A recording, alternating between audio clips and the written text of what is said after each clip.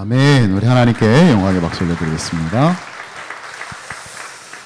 어떤 믿는 성도의 가정에 하루는 남편이 아침 식사를 하는데 식사 기도를 안 하고 밥을 먹는 겁니다. 그래서 아내가 기도 안 하고 밥 먹으면 어떡하냐고 그렇게 핀잔을 주니까 남편이 또 이렇게 물어보더래요. 이 반찬들 어제 먹은 반찬 아니냐고. 이 남편이 무슨 얘기를 할지 다 이제 감을 잡으시네요. 그죠? 이 반찬 어제 다 기도한 반찬이기 때문에 어제 다 감사 기도 다 했기 때문에 내가 그냥 먹는다고 이렇게 대답을 하더랍니다. 그럼 뭐 어제 먹은 반찬이라고 또 기도할 필요가 없을까요? 뭐 한 10일 전에 끓여놓은 곰국이라고 뭐 그때 한번 기도하면 뭐 끝나는 것일까요? 물론 뭐 우리가 생각하기에는 또 그렇게 생각할 수 있겠지만 하나님의 은혜의 세계는 그렇지 않습니다. 이미 베푸신 은혜는 이미 과거에 베푸신 은혜로 끝나는 게 아니고 오늘 우리가 살아가는 삶으로 연결되어 있기 때문에 그래서 우리는 항상 하나님의 은혜를 생각하고 이미 하나님이 우리에게 주셨던 그 은혜를 오늘 우리가 살아가는 데 있어서 아주 중요한 힘으로 삼고 또 원동력으로 삼는 이유가 바로 거기에 있습니다. 이미 뭐 만들어 놓은 반찬이라도 그 과정 속에서 담겨 있는 그 의미를 우리가 생각한다면 하나님이 이미 주신 은혜라도 하나님께서 신실하게 우리에게 공급해 주시는 은혜는 오늘도 역사하는 것이니까 오늘도 그 은혜는 우리와 함께 하는 것이니까 하나님께서 주셨던 그 은혜들은 항상 현재형으로 하나님 앞에 감사로 나가게 되는 것, 그게 예배입니다. 예배. 그러니까 우리가 예배를 드린다는 것은 뭐 새로운 은혜가 우리에게 주어지기 때문에 예배를 드리는 것이 아니라 우리에게 이미 베풀어 주신 은혜를 우리는 기억하고 이곳에서 하나님께 감사하고 예배하고 찬송하는 것이다. 그렇게 말할 수가 있죠. 오늘 다윗이 쓴 시로 알려져 있는 이 시편 24편을 우리가 또 함께 살펴보게 되는데 다윗은 뭐 대부분의 인생을 왕으로 살았지만 왕으로 사는 것보다도 더 중요하게 생각했던 부분은 아마 예배자로 살았던 것이 아니겠는가. 뭘 보면 알 수 있냐면 그가 쓴 시편을 보면 알 수가 있습니다. 그렇게 그가 많은 시편을 남겼고 시편의 내용을 우리가 살펴보면 살펴볼수록 그가 얼마나 하나님을 예배하는 예배자로 살았는지를 너무나 잘 알 수가 있어요. 스스로를 왕으로 드러내는 어떤 그런 찬가보다도 하나님을 예배할 수밖에 없는 자신의 삶과 자신의 모습들을 우리가 이 시편을 통해서 보게 되기 때문에 다윗은 왕이라서 행복했던 것이 아니라 예배자로 살았기 때문에 행복했다. 저는 그렇게 확신합니다. 여러분은 어떠신지 모르겠습니다. 여러분은 왕으로 사는 것이 좋습니까? 예배자로 사는 것이 좋습니까? 봐요. 이렇게 얘기 잘 못하시잖아요. 그래도 왕으로 사는 게 좋죠. 그죠? 그렇지 않습니까? 안 넘어오시네. 왕으로 사는 게 안 좋습니까? 예. 눈치가 빨라가지고. 그러니까 왕으로 사는 것이 좋은가, 예배자로 사는 것이 좋은가, 뭐 우리가 신앙 안에서 대답할 때는 그건 뭐 질문도 아니죠. 당연히 그 예배자로 사는 게 좋죠. 그런데 여러분 솔직히 여러분이 사는 인생을 한번 돌아보시고 여러분이 살아가는 모습들을 한번 돌아보면 마치 우리는 예배자로 사는 것보다 왕으로 사는 것이 더 좋아 보이는 것처럼, 좋아하는 것처럼 그렇게 살 때가 굉장히 많습니다. 왕으로서 누릴 수 있는 것을 우리가 못 누리고 살 때, 내가 세상에서 경험할 수 있는 그 은혜를 이제 누릴 수 있는 것을 못 누리고 살 때 우리가 얼마나 실망하는지, 얼마나 좌절하는지, 얼마나 속상해하는지 그런 것을 보면 우리는 그런 것과 관계없이 얼마든지 예배자로는 살 수 있잖아요. 그죠? 우리가 왕으로는 못 살아도 왕으로서 누릴 것을 누리지 못해도 예배자로 사는 것은 얼마든지 살 수 있습니다. 뭐 왕을 뭐 마음대로 왕이 될 수 있겠습니까? 그러나 누구든지 우리는 예배자의 자리로 나갈 수 있다는 거예요. 그게 우리의 기쁨이고 그래서 우리는 왕으로 사는 것보다 예배자로 사는 것을 더 큰 행복으로 아는 사람들이 바로 그리스도인들이다. 저와 여러분들이다 라는 것을 생각하게 됩니다. 그렇다면 예배자로 사는 것이 그렇게 좋은 것이라면 오늘 우리가 한번 생각해 보고자 하는 것은 우리가 그 예배자로 살아가게 될 때 그 예배에 있어서 가장 중요한 부분이 과연 뭘까? 그래서 그 중요한 부분을 생각해 보기 위해서 두 개의 질문을 여러분에게 던지려고 합니다. 첫 번째 질문은 뭐냐면, 하나님은 예배 받으시기에 합당한 분인가? 첫 번째 질문입니다. 하나님은 예배 받으시기에 합당한 분이신가? 첫 번째 질문이고, 두 번째는 그렇다면 우리는 예배를 드리기에 합당한 사람인가? 이 두 개를 한번 나누어서 한번 생각을 해보겠습니다. 이 다윗은 이제 먼저 첫 번째 질문입니다. 하나님은 예배 받으시기에 합당하신 분인가? 다윗은 합당하다 그렇게 선언을 합니다. 그 이유를 뭐라고 얘기하냐면 1절 2절 한번 보겠습니다. 1절 2절 한번 같이 읽겠습니다. 땅과 거기에 충만한 것과 세계와 그 가운데에 사는 자들은 다 여호와의 것이로다. 여호와께서 그 터를 바다 위에 세우시며 강들 위에 건설하셨도다. 다윗이 제시하고 있는 이유가 뭡니까? 왜 하나님이 예배 받으시기에 합당하신가? 이런 하나님이기 때문이다라는 거예요. 굳이 예를 들자면 이런 거죠. 이 세상이 만약 연극 무대라면 그 무대 세트라든지 그 안에 있는 소품이라든지 거기에서 또 연기하는 모든 배우들을 다 어디로부터 온 것이 하나님으로부터 온 것이라는 거예요.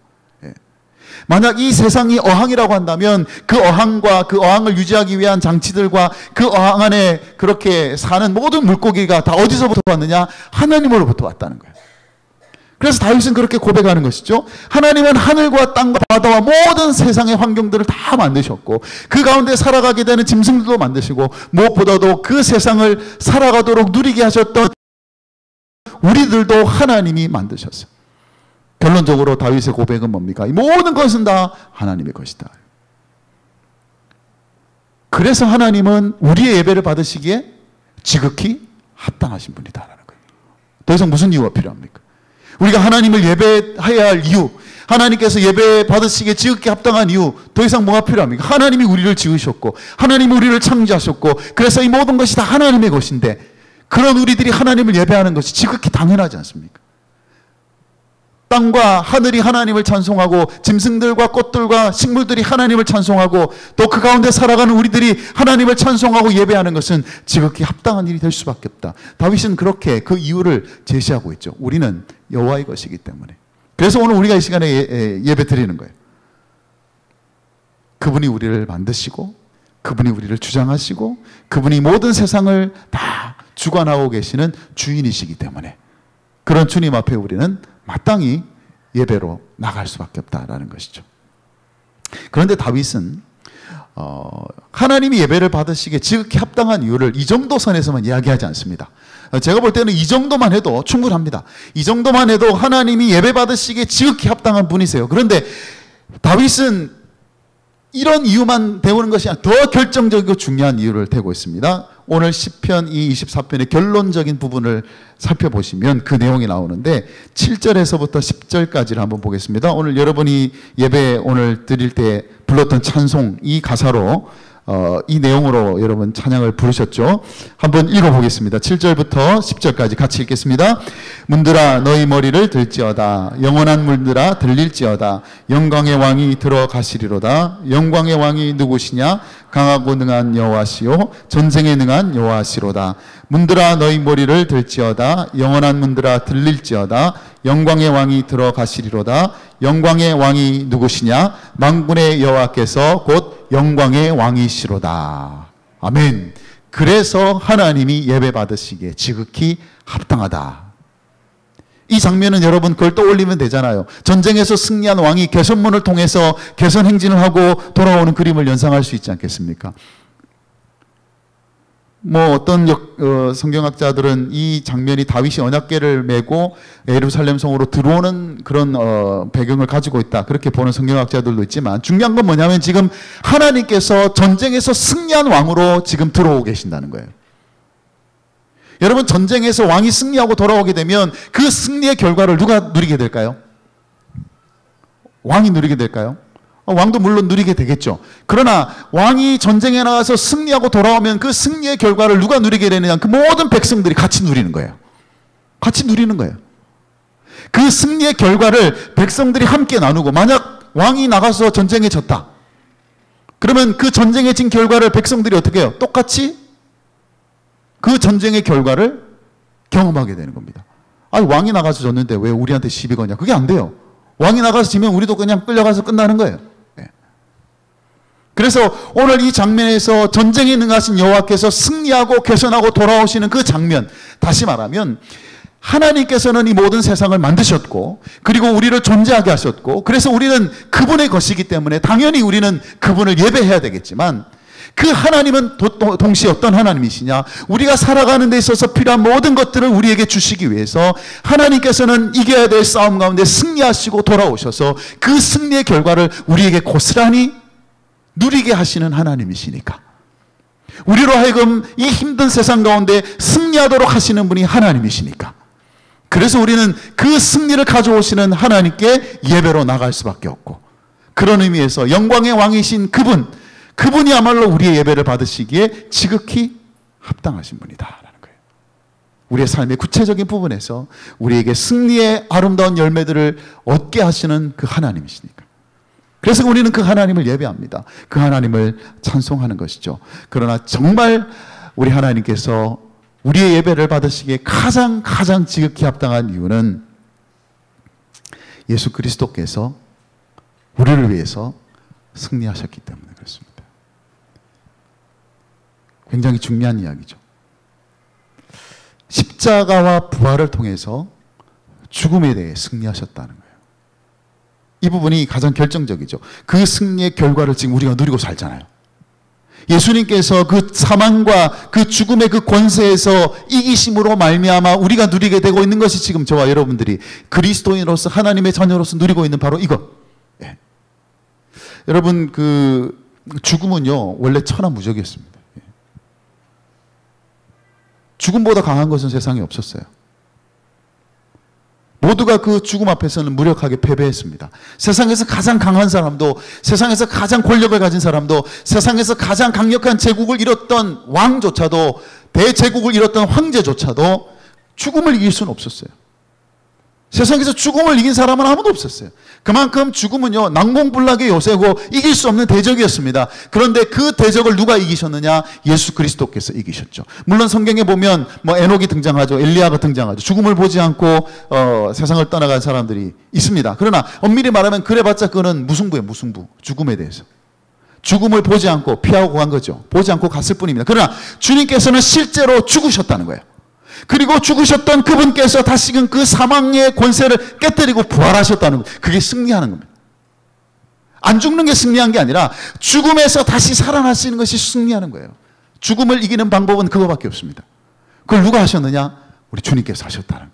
그렇게 해서 우리 가운데 부활하심으로 찾아오시는 그 왕이신 예수 그리스도, 그리 바로 영광의 왕이시고 전쟁에 능하신 왕이라는 말의 의미는 바로 그것입니다. 오늘 우리가 이 주일을 맞이해서 하나님께 예배하고 경배하는 이유는 오늘 부활하신 그 주님을 우리가 찬송하기 위해서, 그 부활하신 주님을 예배하기 위해서 오늘 우리의 이 자리가 와서 함께 예배드리고 있는 것이고, 그래서 우리의 예배를 받으시기에 하나님이 지극히 합당한 이유는 우리로 하여금 죄와 죽음 가운데서 승리케 하시는 은혜를 주셨기 때문에 그분은 우리의 예배를 받으시기에 지극히 합당한 분이시고, 그렇기 때문에 저와 여러분의 평생에 예배자로 살아야 될 이유가 바로 여기에 있습니다. 왕으로 못 살아도 괜찮고 세상에서 대단한 사람으로 살지 못해도 괜찮지만 저와 여러분들이 반드시 예배자로 살아야 되는 이유는 바로 우리 예수님께서 영광의 왕이 되셔서 우리 가운데 그 죽음의 권세를 이기신 그 결과들을 우리가 누리게 되었기 때문에 우리는 그 은혜를 가지고 주님 앞에 늘 예배하며 경배하는 삶을 살아야 되는 것. 그래서 오늘 우리가 드리는 이 예배가 그런 죽음에서 승리하신 영광의 왕이신 우리 주님께 합당한 예배로, 영광으로 하나님 앞에 나아갈 수 있는 그런 예배의 시간이 될 수 있기를 주님의 이름으로 축복합니다. 두 번째 질문입니다. 그렇다면 우리는 예배를 드리기 합당한 사람들인가 하는 질문이 우리에게 주어지죠. 다윗이 실제로 이 부분을 아주 진지하게 다루고 있습니다. 3절 여러분 한번 보시죠. 3절 한번 같이 읽겠습니다. 여호와의 산에 오를 자가 누구며 그의 거룩한 곳에 설 자가 누구인가? 그렇게 물어봅니다. 지금 누가 여호와의 산에 올라갈 수 있느냐? 누가 그의 거룩한 곳에 설 수 있는지 묻는 이유가 뭘까요? 왜 이걸 물어볼까요? 일종의 신분 확인입니다. 신분 확인. 예배 현장에 들어갈 수 있는지 신분 체크하는 거예요. 원래 그 확인은 누가 했냐면 레위인 문지기가 있습니다. 레위인 중에 문지기가 있어서 그 문지기의 임무는 뭐냐면 성소로 나오는 사람들이 이 제사에 합당한 그 거룩함의 요건을 갖추고 있는지를 점검하는 것이고 그들이 가지고 있는 재물에 아무런 문제가 없는지를 확인하는 것을 누가 했냐면 레위인 문지기가 했습니다. 그래서 흠 있는 양이나 뭔가 좀 부족한 재물을 가지고 오면 어떻게 해요? 다시 돌려보내는 거죠. 합당치 않다는 거예요. 이거는 하나님이 받으실 수 있는 것이 아니다. 그래서 돌려보내는 거예요. 그래서 그들의 임무는 예배 드리러 온 사람들이 그 예배에 합당한지를 체크하는 거예요. 예배자의 신분을 확인한다는 그런 뜻입니다. 굉장히 중요하죠. 그러니까 예배자들은 성소에 들어가기 전에 항상 이 레위 문지기를 통과해야 됩니다. 이 질문을 통과해야 돼요. 누가 여호와의 산에 오를 자가 누구며 거룩한 하나님의 산에 설 자가 누구냐? 너 맞냐 이게? 너 맞냐? 이 신분 확인이 굉장히 중요하다는 거예요. 이 테러가 일어나고 난 다음부터 이렇게 미국에 들어가는 게 굉장히 힘들어졌습니다. 그죠?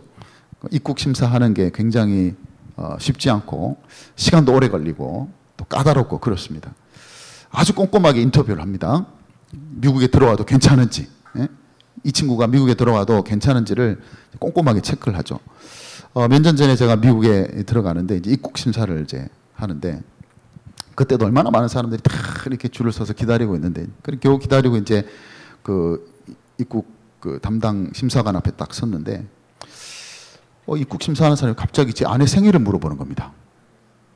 네 아내 생일이 언제냐고 물어보는 거예요. 제가 입국 심사장 많이 지나봤지만 제 아내 생일을 물어본 건 처음인. 그런데 한 번도 그런 질문을 받아본 적이 없었어요.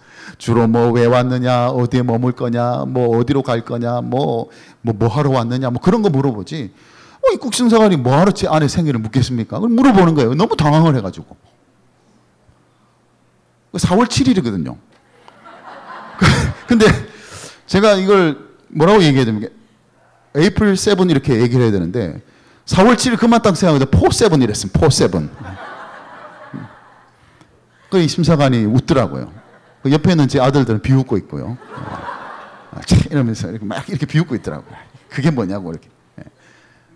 당황하니까 그냥 뭐 숫자만 보이더라고요. 숫자만 딱 떠오르고 해서. 그 정도로 이렇게 쉽게 말해서 이제 뭐 생일 물어보는 다 이유가 있지 않겠습니까? 진짜 관계가 맞는지 물어볼 수 있지 않겠어요? 그만큼 한 나라에 들어가는 것에도 굉장히 까다롭게 검사를 하죠. 심사를 하죠. 뭐 한 나라를 들어갈 때만 그런 게 아니에요. 여러분 운동 경기장에 들어갈 때도 여러분 꼼꼼하게 다 체크를 해요. 가방 안을 다 체크해보고 그렇게 들여보내고 여러분 여행 관광지나 유적지에 가게 되면 그 들어갈 때도 항상 중요한 유적지가 있는 곳에는 그 검사를 다 합니다. 진검사 다 해가지고 이상이 없는지 그 통과가 돼야만 들어갈 수가 있습니다. 지금 여러분이 이 그림을 생각하시면 되겠어요. 지금 여러분이 이제 예배를 드리러 이제 들어가려고 하는 거예요. 가려고 하는데 이제 심사를 하는 겁니다. 당신이 지금 이 예배 현장에 들어가기에 적합한지 합당한지 한번 보자는 거예요. 그 기준을 지금 다윗이 이야기를 하고 있는데 그 확인하고자 하는 그 심사하고자 하는 내용이 뭐냐? 4절에서 6절에 보면 이렇게 나오고 있습니다. 4절부터 6절까지 한번 읽어보겠습니다. 시작. 곧 손이 깨끗하며 마음이 청결하며 뜻이 허탄한데 두지 아니하며 거짓 맹세하지 아니하는 자로다. 그는 여호와께 복을 받고 구원의 하나님께 의를 얻으리니 이는 여호와를 찾는 족속이요 야곱의 하나님의 얼굴을 구하는 자로다. 이런 사람들이 예배 현장으로 들어갈 수 있다라는 거예요. 요약하면 두 가지죠. 첫째, 행동과 생각과 말이 깨끗해야 된다는 거예요. 그러니까 하나님이 받으실 수 있는 그런 삶을 살았느냐, 이게 중요하죠. 이게 너의 삶이 하나님이 받으실 만한 그런 삶이었느냐를 보는 것입니다. 두 번째는 뭐냐면 하나님을 찾고 그 은혜를 구하고 있느냐는 거죠. 그걸 의지하고 왔느냐는 거예요. 하나님의 긍휼하신 은혜를 바라보고 왔느냐, 하나님의 얼굴을 구하는 그런 은혜를 바라보고 왔느냐, 이 두 가지입니다. 근데 이 두 가지가 굉장히 의미가 있습니다. 그 관계가 아주 묘하죠. 첫 번째 요구사항, 하나님께 나아간다는 것이 무엇인지를 보여주는 겁니다. 하나님께 나아간다는 것은 우리가 아무렇게나 살면서 하나님 앞에 나가 예배드릴 수 있는 게 아니라는 걸 보여주는 거죠. 그래서 보겠다는 겁니다. 정말 네 삶이 하나님이 받으실 만한 그런 삶이었느냐 한번 점검해 보라는 거예요. 그렇지 않으면서 예배 자리에 나오는 것만큼 위험한 일이 어디 있겠느냐, 그런 뜻이겠죠. 그런데 이 두 번째 요구사항은 뭡니까? 하나님께 나아갈 수 있는 실제적인 길을 얘기해 주는 거예요. 예배자로 나아가는 사람은 이런 사람이어야 한다는 것이 첫 번째 요구사항이었다면, 두 번째 요구사항은 뭐냐면, 그렇게 하나님께 실제로 나아갈 수 있는 길은 무엇이냐? 그것은 여호와의 얼굴을 구하는 사람만이 그렇게 나아갈 수 있다는 거예요. 참 묘한 부분입니다. 무슨 말이냐면, 첫 번째 요구사항에 대해서 인간은 그렇게 완벽할 수가 없잖아요. 그죠? 여러분이 얼마나 손이 깨끗하고 얼마나 마음이 청결하고 얼마나 뜻이 허탄한 데 두지 않고 거짓 맹세를 하지 않으면 하나님이 받으실 만한 그런 삶이 되겠습니까? 우리가 완벽하게 그런 삶을 갖추고서 하나님을 예배하는 자리로 나갈 수 있겠느냐? 그렇게 나갈 수 있는 사람이 있겠느냐? 그런 첫 번째 요구사항을 우리가 들여다보면 절망이죠. 절망. 아무도 나갈 수가 없어요. 어떻게 나갈 수 있겠습니까? 그래서 예배자는 이 두 번째 요구사항에 소망을 겁니다. 그럼에도 불구하고 내가 하나님 앞에 은혜를 구하며 나갈 수 있는 이유가 있다면, 야곱의 하나님의 얼굴을 구하는 자가 그곳에 나아갈 수 있다. 여러분, 야곱의 하나님의 얼굴이 뭡니까? 여러분이 이 야곱의 하나님의 얼굴은 딱 떠오르는 사건이 있죠. 야곱이 야복강 나루터에서 하나님과 씨름을 했습니다. 그래서 하나님을 이겼어요. 이기고 나서 비로소 그가 그분이, 자기가 씨름했던 그분이 하나님인 것을 알고, 그렇게 뭐라고 해요? 내가 이곳에서 누구를 보았다? 하나님의 얼굴을 보았다. 그래도 죽지 않았다. 그래서 그곳 이름을 뭐라고 불렀다고요? 브니엘이다. 브니엘이다. 하나님의 얼굴, 하나님의 얼굴. 야곱이 하나님의 얼굴을 볼 수 있었던 것은 무엇 때문입니까? 야곱이 완벽한 삶을 살아서 그렇습니까? 야곱이 하나님의 얼굴을 볼 수 있을 만큼 그렇게 거룩한 삶을 살았기 때문에 그런 것이겠습니까? 그렇지 않잖아요. 여러분 아시다시피 야곱은 사기꾼이잖아요. 사기꾼. 목적을 위해서라면 수단과 방법을 가리지 않는 그런 삶을 살았던 사람이 야곱입니다. 하나님의 기준에서 보면 도무지 함께 할 수 없는 그런 삶을 살았던 그지만은, 그가 하나님의 얼굴을 대면할 수 있었던 이유는 뭐냐면, 그가 하나님의 은혜를 간절하게 사모하며 하나님을 붙잡고 있었기 때문에, 밤새도록 씨름하면서 하나님을 붙잡을 수 있었던 그 야곱의 모습에서 한 줄기 소망을 보는 겁니다. 그래, 우리가 하나님 앞에 나가 예배자로 나갈 수 있는 것은 바로 하나님의 은혜의 얼굴을 구하게 될 때, 더 구체적으로 말하자면 예수 그리스도를 통해 이루어 주신 그 속죄의 은혜를 인해서 우리는 하나님 앞으로 나아갈 수 있게 된다. 그래서 이 첫 번째 요구사항이 바뀐 적은 없습니다. 그래서 이제는 이 첫 번째 요구사항 필요 없다. 전혀 아니죠. 첫 번째 요구사항이 보여주는 게 뭐라고요? 너희들이 이런 삶을 살지 않고도 예배자로 나아간다는 것은 있을 수 없는 일이다 라는 것을 보여주는 것이고, 두 번째 요구사항은 비록 우리가 그런 삶을 살지 못해서, 그래서 도무지 하나님 앞에 나갈 수 없는 우리의 삶이지만, 그럼에도 불구하고 우리가 그분의 얼굴을 구하고 그분의 은혜를 알기에, 그 구속의 은혜를 우리가 의지하기에 그렇게 하나님 앞에 나아갈 수 있는 예배자가 될 수 있다는 걸 보여주기 때문에, 그래서 이 두 가지의 이 요구사항은요, 우리의 예배자로서의 모습을 통합시킵니다. 통합. 우리가 결코 가벼운 예배자가 돼서는 안 되잖아요. 마음대로 살면서 예배드리는 그런 예배자가 되어서는 안 되지 않습니까? 동시에 우리는 예수 그리스도의 십자가의 은혜를 가지고 나아가는 예배자라는 거예요. 그래서 그런 관점에서 볼 때 우리는 하나님께 예배드리기에 합당한 자인가라는 이 질문 앞에서 하나님 앞에 드릴 수 있는 우리의 정결한 삶의 제물과 동시에 예수 그리스도의 그 십자가의 은혜를 가지고 우리는 예배 자리로 나아갈 수 있게 된다는 것을 우리가 기억해야 합니다. 오늘 우리가 드리는 이 예배를 드리기에 지극히 합당한 예배자로서 오늘도 주님 앞에 나아갈 수 있도록 항상 우리의 삶을 살피는 것이 첫 번째고요. 그러나 우리가 결국 주님 앞에 나아갈 수 있게 되는 것은 우리 주님께서 우리를 위해서 대신 담당하셨던 그 속죄의 그 죽으심과 그 긍휼하심을 우리가 간절히 바라고 찾게 될 때 열리게 되는 그 예배문, 늘 그 예배문을 통해서 하나님 앞에 예배자로 그렇게 나아갈 수 있는 저와 여러분이 되시기를 주님의 이름으로 축복합니다. 말씀을 정리하겠습니다. 오늘 함께 나누었던 말씀, 우리가 예배자로 살려면 두 가지 질문이 중요합니다. 하나님은 우리 예배를 받으시기 합당한 분이십니까? 당연하죠. 당연하죠. 그렇다면 우리는 어떻습니까? 우리는 하나님께 예배드리기 합당한 사람들입니까? 역시 당연합니다. 그 당연함 속에서 여러분의 거룩한 삶과 정결한 삶을 돌아볼 수 있는 그런 이번 한 주간이 될 수 있기를 바라고, 그래서 그렇게 살아낸 한 주간의 삶을 가지고 다음 주에 다시 이곳에 모여서 하나님이 예배를 받으시기 합당한 예배자로서 그렇게 설 수 있게 되는 저와 여러분이 되시기를 주님의 이름으로 축복합니다. 아멘.